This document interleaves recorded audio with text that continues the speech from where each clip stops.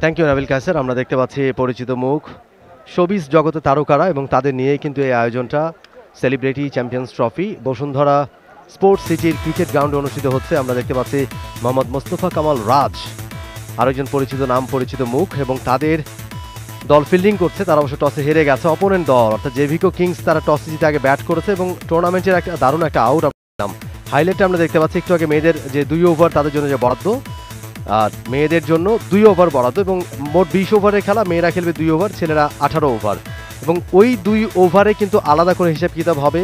সেই 2 ওভারে মেয়েদের এখন যারা ব্যাট করেছে তারা আবার সেকেন্ড ইনিংস তারা ফিল্ডিং করবে মেয়েরা, এবং তখন ওই ম্যাচে জয় পরাজয় নির্ধারণ হবে। মেয়েরা জিতলে তারা হবে 1 পয়েন্ট এবং ছেলেদের যে 18 ওভার খেলা হবে সেখানে ছেলেরা জিতলে হবে 2 পয়েন্ট। অর্থাৎ এখানে কিন্তু পয়েন্টের একটা দারুণ বিষয় রয়েছে। সব কিছু মিলে ইন্টারেস্টিং একটা বিষয়। এবং মেয়েদের